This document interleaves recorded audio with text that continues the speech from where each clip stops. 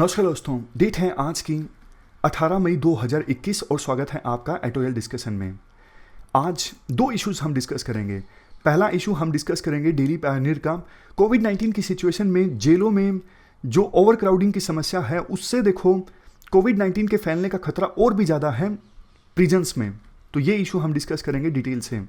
दूसरे नंबर पे waste Asia में किस प्रकार से विभिन्न देशों के बीच रिलेशंस जो हैं वो रीसेट हो रहे हैं, इस इशू से संबंधित हैं। इसी थीम पर एक आर्टिकल शायद हमने पिछला हफ्ते भी डिस्कस किया था, लेकिन इसमें अलग एस्पेक्ट्स हैं, अलग पॉइंट्स हैं, तो इसे हम कवर करेंगे। और यहाँ पे जो ट्रिप्स का आर्टिकल है ये तो देखो हम ऑलरेडी डिस्कस कर चुके हैं, इसमें 2-3 पॉइंट नए हैं, यहीं पर कवर कर लेते हैं। एक तो राइटर बोलते हैं कि कोवैक्सीन के लिए, कोवैक्सीन तो हमारी घरेलू वैक्सीन है और सरकारी पैसे से, जो टैक्स पेयर्स का पैसा है, उस रिसर्च से इस वैक्सीन को डेवलप किया गया है। तो जब देखो इंडिया दूसरे देशों से मांग कर रहा है कि आप कोविड-19 की जो वैक्सीन्स हैं उस पर पेटेंट राइट्स को वेव ऑफ कर दीजिए, तो इंडिया को एक एग्जाम्पल सेट करना चाहिए। इंडिया को खुद ही कोवैक्सीन के लिए जो पेटेंट राइट्स हैं वो वेव ऑफ कर देने चाहिए, ताकि इवन अफ्रीका की कोई कंपनी है कोवैक्सीन को मैन्युफैक्चर करना चाहती है, कर ले। अगर देखो इंडिया इस प्रकार से एग्जाम्पल सेट करेगा तो यूरोपियन कंट्रीज पे यानी वेस्टर्न कंट्रीज पे दबाव जो है वो और ज़्यादा बढ़ेगा। और दूसरा, इंडिया ये कर सकता है, जब देखो सुप्रीम कोर्ट में सुनवाई चल रही थी कि इंडिया कंपलसरी लाइसेंस क्यों नहीं दे देता, तो इवन सरकार ने ये बोला कि कंपलसरी लाइसेंस देने का ज़्यादा फायदा नहीं होगा। देखो ये बात सही है, टेक्नोलॉजी ट्रांसफर के बिना कंपलसरी लाइसेंस कोई काम का नहीं है।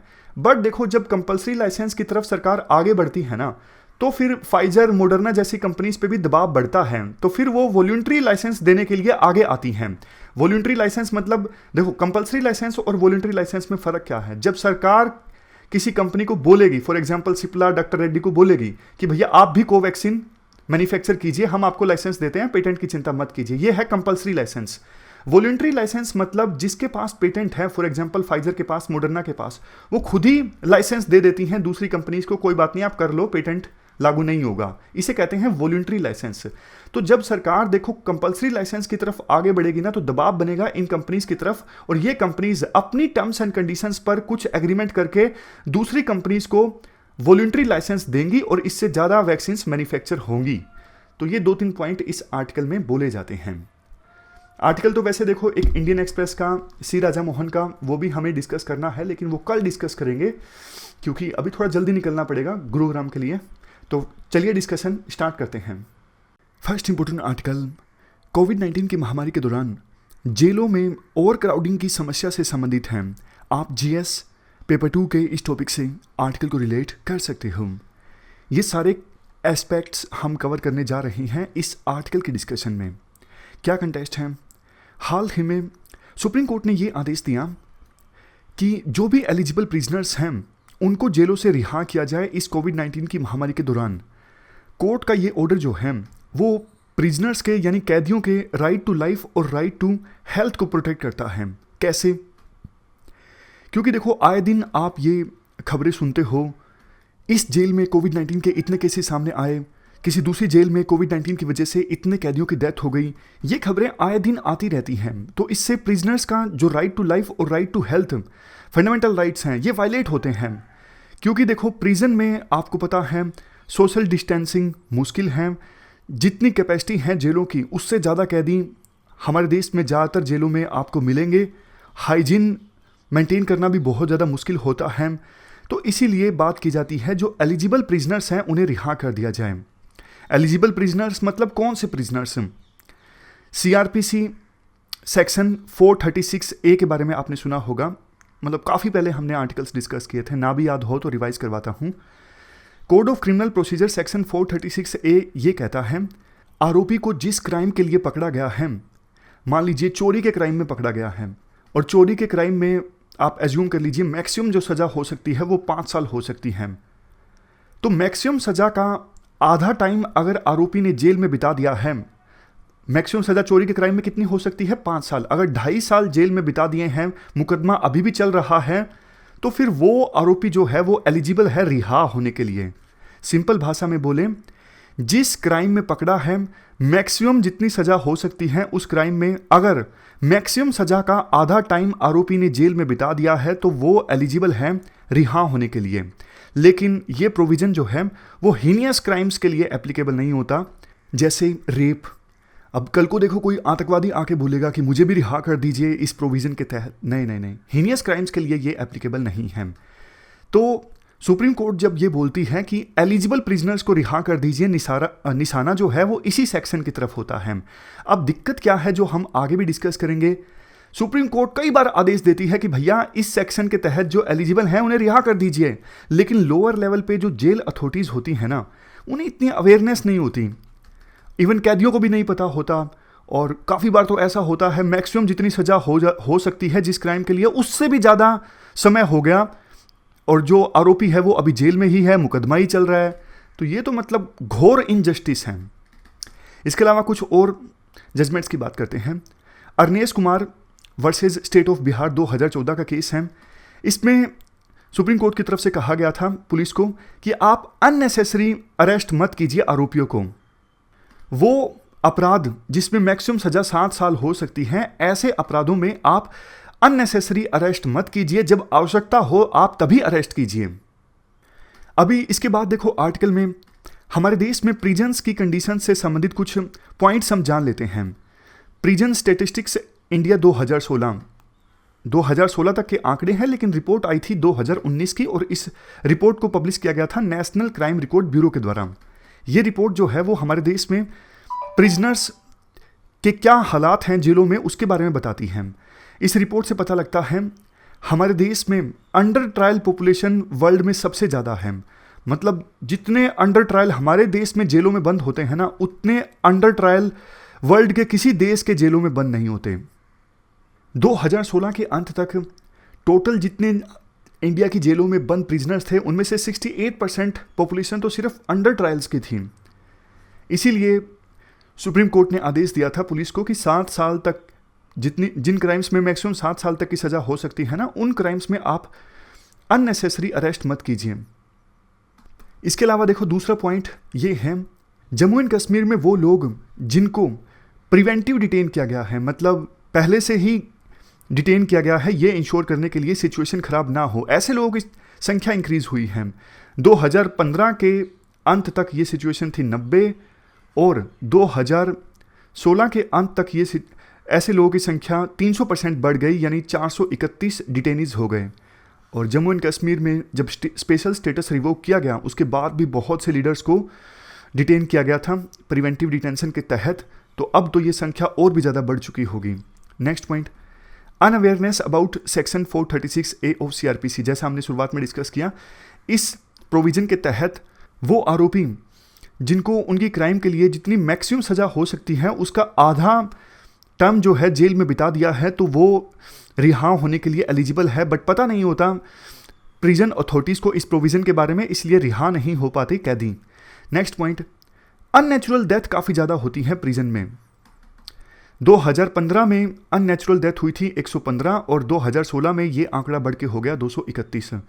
सुसाइड रेट भी काफ़ी ज़्यादा है, मतलब जेल में बंद अगर कोई पर्सन है तो सुसाइड के जो चांसेस हैं वो 1.5 टाइम्स ज़्यादा है एज़ कंपेरिजन टू कोई पर्सन जेल के बाहर है। 2016 में 102 कैदियों ने सुसाइड किया, 2015 में 77 कैदियों ने सुसाइड किया। सुसाइड्स का ज़्यादा होना ये देखो एक इंडिकेटर है कि जेलों में कैदियों के मेंटल हेल्थ इश्यूज़ के बारे में ज़्यादा ध्यान नहीं दिया जाता। एक आंकड़े के अनुसार हर 21,650 प्रिजनर्स के लिए सिर्फ एक मेंटल हेल्थ प्रोफेशनल की व्यवस्था है, और देश में देखो सिर्फ 6 स्टेट्स और 1 यूनियन टेरिटरी ऐसे हैं जहां पर साइकोलॉजिस्ट की व्यवस्था है। नेशनल क्राइम रिकॉर्ड ब्यूरो का ये भी कहना है 6013 इंडिविजुअल मेंटल इलनेस से सफ़र कर रहे थे 2016 में, और वो जेलों में बंद थे। वैसे तो देखो प्रिजन एक्ट 1894 और प्रिजनर एक्ट 1900 इनके अनुसार हर एक जेल में एक वेलफेयर ऑफिसर और एक लॉ ऑफिसर की व्यवस्था होनी चाहिए, लेकिन इनकी रिक्रूटमेंट जो है वो पेंडिंग रहती है, खाली पड़ी पोस्ट को फिल नहीं किया जाता। और इससे देखो ये भी पता लगता है कि प्रिजन्स जो हैं वो सरकार के लिए प्रायोरिटी नहीं है, जेलों के लिए सरकार बहुत कम बजट एलोकेट करती है। तो इस प्रकार से हमने नेशनल क्राइम रिकॉर्ड ब्यूरो की जो रिपोर्ट थी उससे संबंधित कुछ स्टैटिस्टिक्स डिस्कस किए। अब कुछ कंसर्न्स की बात करते हैं। बेल सिस्टम में काफ़ी ज़्यादा इनकन्सिस्टेंसीज देखने को मिलती है। सेम नेचर के क्राइम के लिए काफ़ी बार जज जो है बेल दे देते हैं, काफ़ी बार नहीं देते हैं। और कोर्ट केसेस जो है उनकी पेंडेंसी बहुत ज़्यादा इंक्रीज़ हो गई है। काफ़ी समय बाद नंबर आता है केस का और इतने समय तक आरोपी को चाहे शक की बिना पर गिरफ्तार किया गया है, उसे जेल में ही रहना पड़ता है। इस वजह से प्रिजन्स में ओवर क्राउडिंग की समस्या पैदा हो गई है। और कोरोना वायरस तो जैसा आपको पता है क्लोज्ड स्पेसिस ज़्यादा पसंद करता है और भीड़ भाड़ वाली जगहें जो हैं वो तो चहेती हैं कोरोना वायरस की। तो इस वजह से जेलों में कोविड-19 जो है वो ज़्यादा फैल रहा है। ओवर क्राउडिंग से देखो और भी समस्याएं पैदा हो जाती हैं, जैसे सोशल डिस्टेंसिंग मेंटेन करना मुश्किल होता है। ओवर क्राउडिंग के कारण हाइजीन मेंटेन करना मुश्किल होता है। मैनेजमेंट और डिसिप्लिन में भी दिक्कत आती है। कैदियों की आपस में लड़ाई होती रहती है, वायलेंस होता रहता है। और इंडिया में देखो हर 8 में से एक कैदी जो है उसकी एज 50 से ज़्यादा है। तो 50 से ज़्यादा एज वाले ज़्यादा वल्नरेबल हैं। वैसे तो देखो सेकेंड वेव के दौरान ऐसा कोई फ़र्क रह नहीं गया है, लेकिन 50 से ज़्यादा जिनकी एज होती है, दूसरी कोमोर्बिडिटीज़ कई बार देखने को मिलती हैं, इसलिए वो ज़्यादा वल्नरेबल हैं।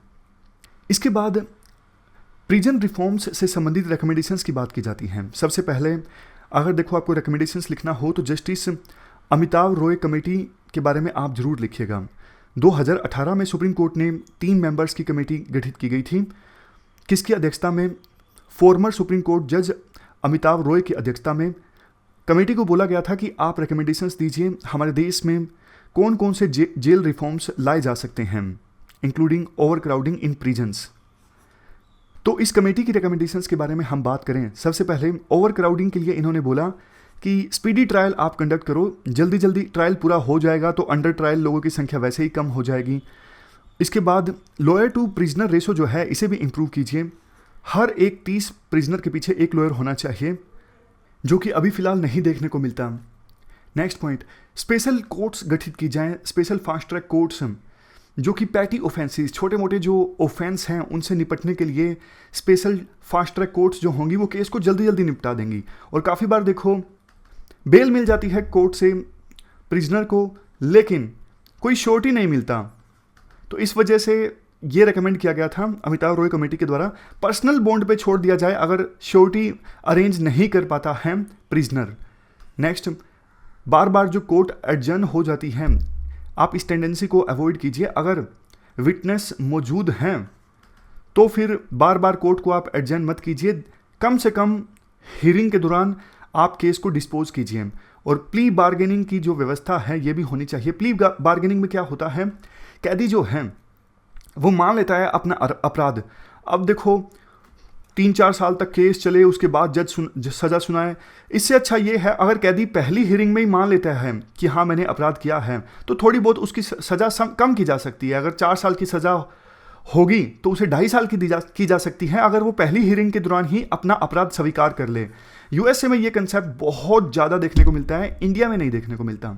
इसके बाद बात आती है कि इस अमिताव रॉय कमेटी ने प्रिजनर्स संबंधित कौन सी रिकमेंडेशंस दी। सबसे पहले एकोमोडेटिव ट्रांजिशन, जैसे देखो जो नए कैदी होते हैं जो जेल में अभी अभी आए हैं, पहले हफ्ते के दौरान मौका दिया जाए कि डेली वो अपने घर बात कर सकें। इससे क्या होता है कि वो नए प्रिजनर जो हैं वो जेल में एडजस्ट हो जाएंगे, अदरवाइज तो मेंटल हेल्थ इश्यूज जो हैं वो क्रिएट हो जाएंगे। नेक्स्ट, लीगल एड, जिसका हमारे संविधान के आर्टिकल 39A में भी मेंशन है। लीगल एड की व्यवस्था होनी चाहिए कैदियों को। आईसीटी का इस्तेमाल किया जाए हियरिंग के दौरान, यानी वीडियो कॉन्फ्रेंसिंग के दौरान हियरिंग होनी चाहिए। और अल्टरनेटिव्स, जैसे कोर्ट्स को एनकरेज किया जाए कि आप भी ऑफेंडर्स को जेल में भेजने के बजाय उन पे फाइन लगाना या फिर उनको एडमोनिश करना, धमकाना, चेतावनी देना, इन सब को भी आजमाइए। हो सकता है कि बहुत से जो आरोपी हैं वो सुधर जाएं फाइन लगाने पर या फिर चेतावनी देने पर। इसके बाद रिकमेंडेशन है ओपन प्रिजन कंसेप्ट से संबंधित। ओपन प्रिजन कौन सी प्रिजन होती है जिसमें देखो कोई दीवार नहीं, कोई सिक्योरिटी गार्ड नहीं। जो कैदी जो हैं वो सुबह जाते हैं जेल से बाहर काम करने के लिए, शाम को वापस वहीं आ जाते हैं, सोना उन्हें जेल में होता है। लेकिन वो कैदी जिनका आचरण काफ़ी ज़्यादा अच्छा है, सिर्फ उन्हें ही ओपन जेल में रखा जा सकता है। अब खूंखार कैदियों को रखेंगे तो वो तो भाग जाएंगे, वो पैरोल मिलती है उसमें भी भाग जाते हैं, बहाना बना के कि घर में कोई बीमार है, और 14 दिनों के लिए बाहर आए और भाग गए। राजस्थान में एक बहुत फेमस जेल है, संगानेर ओपन कैंप राजस्थान में है। इस मॉडल को देश के दूसरे राज्यों में और दूसरे यूनियन टेरिटरीज में भी फॉलो किया जाए। इसके अलावा देखो और भी कुछ रिकमेंडेशंस हैं, जैसे जो अंडर ट्रायल्स हैं उनको कन्विक्टेड कैदियों से अलग करके रखा जाए। अभी तो काफ़ी जगह पे दोनों को मिक्स कर देते हैं, तो दोनों को अलग अलग करके रखा जाए। वो लोग जिनका केस अभी चल रहा है उनसे जो कन्विक्ट ऑलरेडी हो चुके हैं। और इसके अलावा देखो जेल होती क्या है, कोरेक्शनल होम होती हैं कैदियों में सुधार लाने के लिए, लेकिन जो ये कोरेक्शन वाला एस्पेक्ट है ना, इस पर ज़्यादा फोकस हमारे देश में जेलों में किया नहीं जाता। मतलब कैदियों को सुधारने पर ज़्यादा फोकस किया नहीं जाता। उनके लिए वोकेशनल ट्रेनिंग या फिर अलग अलग स्किल्स वो सीख सकें, इसकी व्यवस्था कम है। तो ये जो कोरेक्शनल एस्पेक्ट है ना, इस पर भी ध्यान देने की आवश्यकता है। तो इस प्रकार से हमने कोविड-19 के दौरान प्रिजन में ओवर क्राउडिंग की समस्या से संबंधित आर्टिकल को डिटेल से डिस्कस किया। चलते हैं आगे। इसके बाद नेक्स्ट आर्टिकल, वेस्ट एशिया में किस प्रकार से विभिन्न देशों के बीच जो रिलेशंस हैं वो रीसेट हो रहे हैं, इससे संबंधित है। आप जीएस पेपर 2 के इस टॉपिक से आर्टिकल को रिलेट कर सकते हो। ये एस्पेक्ट्स हम कवर करेंगे इस आर्टिकल के डिस्कशन में। देखो इस आर्टिकल में जो पॉइंट्स हैं ना, सीधा सीधा उन पे क्वेश्चन नहीं बनता है। मतलब यूपीएससी जीएस में ये क्वेश्चंस तो नहीं पूछेगी कि हाँ वेस्ट एशिया में विभिन्न देशों के बीच रिलेशंस किस प्रकार से रीसेट हो रही हैं। यूपीएससी इंडियन एंगल से रिलेट करके पूछेगी, जैसे वेस्ट एशिया में जो रिलेशंस विभिन्न देशों के बीच रीसेट हो रहे हैं, इंडिया के नेशनल इंटरेस्ट पर कैसे इम्पैक्ट पड़ रहा है, इंडिया के नज़रिए से आप इसे एनालाइज कीजिए। तो इंडियन एंगल से यूपीएससी क्वेश्चन पूछेगी। बट देखो जब आपको ये पता होगा कि विभिन्न देशों के बीच रिलेशंस कैसे रीसेट हो रहे हैं बाइडन के आने के बाद, तभी तो आप बता सकोगे ना इंडियन एंगल यहाँ पर कहाँ से आता है। पहले तो आपको बैकग्राउंड पता होना चाहिए। तो उसी बैकग्राउंड के लिए हम ये आर्टिकल डिस्कस कर रहे हैं। कंटेस्ट क्या है? कंटेस्ट देखो ये है, अफगानिस्तान से यूएसए जाने वाला है 11 सितंबर से पहले। यूएसए की जो फोर्सेस हैं वो अफगानिस्तान से चली जाएंगी और वेस्ट एशिया में भी अब यूएसए का रोल कम होने वाला है। जैसे ही बाइडन राष्ट्रपति बने तो उन्होंने अपनी जो पॉलिसी है वेस्ट एशिया के संदर्भ में वो चेंज कर दी। ट्रंप के कार्यकाल में अलग पॉलिसी थी। ट्रंप तो ईरान के साथ न्यूक्लियर डील का विरोध कर रहे थे, लेकिन बाइडन जो है वो ईरान के साथ न्यूक्लियर डील को रिवाइव करने में इंटरेस्टेड हैं।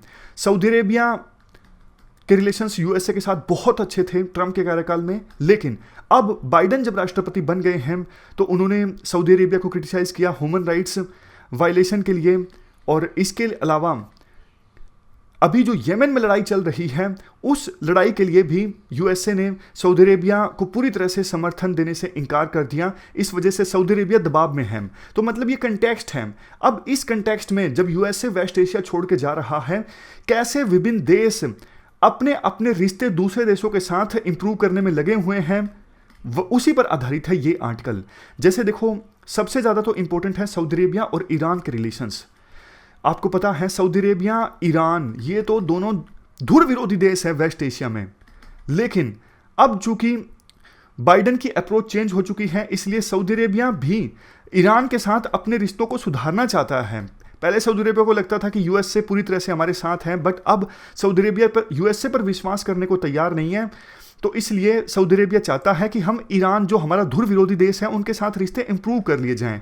ऑलरेडी काफ़ी खून बह चुका है, बहुत ज़्यादा कॉस्ट भी इन दोनों ने झेली है दुश्मनी की। जैसे देखो येमेन का एग्जाम्पल ले लीजिए। येमेन में काफ़ी समय से सिविल वार चल रहा है। ये येमेन है, एक तरफ है हौथी रिबल्स जिनको सपोर्ट किया जाता है ईरान के द्वारा, और दूसरी तरफ सऊदी अरेबिया यूएई ये सारे देश जो हौथी रिबल्स को यहाँ से निकालना चाहते हैं येमेन से। प्रोक्सी वार चल रहा है। सीरिया में भी, सीरिया में ईरान जो है काफ़ी सारे ग्रुप्स को पैसा देता है लड़ाई लड़ने के लिए। मतलब असद रजीम को बरकरार रखने के लिए काफ़ी पैसा ईरान खर्च करता है। तो ईरान का भी काफ़ी पैसा जाता है और सऊदी अरेबिया का भी येमेन वार में काफ़ी पैसा गया है। तो अगर दोनों देशों के बीच रिलेशंस इंप्रूव हो जाते हैं तो दोनों को फ़ायदा होगा। तो हाल ही में 2016 में तो देखो इन्होंने पूरी तरह से डिप्लोमेटिक रिलेशंस ख़त्म कर लिए थे। तो डिप्लोमेटिक रिलेशंस ख़त्म होने के बाद पहली बार इनके डिप्लोमेट्स की आपस में मीटिंग ऑर्गेनाइज हुई और दोनों तरफ से पॉजिटिव स्टेटमेंट्स देखने को मिली कि हाँ हम रिश्ते सुधारना चाहते हैं। तो ये एक नई चीज़ है कि धुर विरोधी जो देश हैं सऊदी अरेबिया और ईरान, ये भी रिश्ते सुधारना चाहते हैं और इसके लिए प्रयास हो रहे हैं दोनों देशों की तरफ से। लेकिन देखो बात सिर्फ सऊदी अरेबिया और ईरान की नहीं है, और भी दूसरे देशों की बात कीजिए। जैसे टर्की जो है, टर्की के राष्ट्रपति अर्दगन, अब इनके इंटेंशंस कैसे हैं ये देखो। ओटोमन एम्पायर को फिर उस ओटोमन एम्पायर में जैसी ग्लोरी थी, टर्की उस समय ओटोमन एम्पायर हुआ करता था, उस मुस्लिम वर्ल्ड का लीडर हुआ करता था, वही ग्लोरी फिर से रिवाइव करना चाहते हैं अर्दगन, टर्की के जो राष्ट्रपति हैं। इसलिए वो जहां पर मुस्लिम इश्यूज इन्वॉल्व होते हैं ना, उस इशू को जोर शोर से उठाने की कोशिश करते हैं। जैसे अभी पैलेस्टीन का इशू चल रहा है, टर्की के जो राष्ट्रपति हैं वो जोर शोर से कोशिश कर रहे हैं पैलेस्टीन के पक्ष में आवाज उठाने के लिए। लेकिन देखो ये बात सभी देशों को पसंद नहीं आती। सऊदी अरेबिया जो कि सुन्नी मुस्लिम्स का लीडर है वेस्ट एशिया में, जहां भी जिस भी कंट्री में सुन्नी मुस्लिम्स की संख्या ज़्यादा है वो देश एलाई मिलेगा आपको सऊदी अरेबिया का, और जिस देश में शिया मुस्लिम्स की संख्या ज़्यादा है वो देश आपको एलाई मिलेगा ईरान का। लेकिन टर्की ये चाहता है कि पूरे मुस्लिम वर्ल्ड का लीडर हम बने। ये बात सऊदी अरेबिया को पसंद नहीं आती। सऊदी अरेबिया और टर्की के रिलेशंस काफ़ी ख़राब हो गए थे। जमाल खागोसी जिसका मर्डर हुआ था टर्की में और आरोप लगा था सऊदी अरेबिया पर, तो सऊदी अरेबिया पर आरोप लगाने के लिए टर्की ने बहुत प्रयास किए थे। सऊदी अरेबिया को बहुत एम्बेरसमेंट का सामना करना पड़ा था टर्की की वजह से, तो रिलेशंस टर्की और सऊदी अरेबिया की वजह से और भी ज़्यादा खराब हो गए। लेकिन अब सऊदी अरेबिया जो है अब टर्की जो है वो सऊदी अरेबिया को सिग्नल भेज रहा है कि भैया हम रिश्ते इंप्रूव करने के लिए अब तैयार हैं।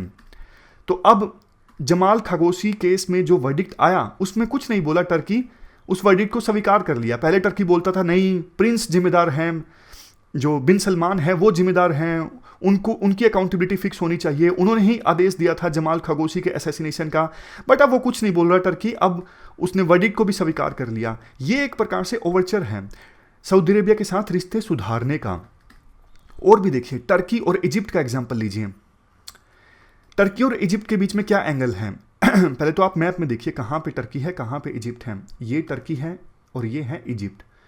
देखो इजिप्ट में अभी ना मिलिट्री डिक्टेटरशिप है और वहाँ पे एक पॉलिटिकल फोर्स है, मूवमेंट कह लीजिए, पार्टी कह लीजिए, मुस्लिम ब्रदरहुड। मुस्लिम ब्रदरहुड सिर्फ इजिप्ट में ही नहीं और भी दूसरे देशों में है। मतलब मेनली जो मुस्लिम ब्रदरहुड है पॉलिटिकल पार्टी, ये मुस्लिम्स के नाम पर वोट मांगती हैं और इजिप्ट के जो सेकुलर लोग हैं उनको ये बात पसंद नहीं आती। और अभी तो इजिप्ट में मिलिट्री डिक्टेटरशिप है, उनको भी मुस्लिम ब्रदरहुड बिल्कुल पसंद नहीं है। लेकिन टर्की जो है वो मुस्लिम ब्रदरहुड को सपोर्ट करता है, तो इसलिए इजिप्ट और टर्की के रिलेशन भी खराब हो गए थे। इजिप्ट का ये कहना था टर्की को, भैया आपका क्या लेना देना, आप हमारे देश में मुस्लिम ब्रदरहुड को क्यों सपोर्ट कर रहे हो। और टर्की क्यों करता था, वही मुस्लिम वर्ल्ड का लीडर बनना है इनको, तो इसलिए इजिप्ट और टर्की के रिलेशन खराब हो गए थे।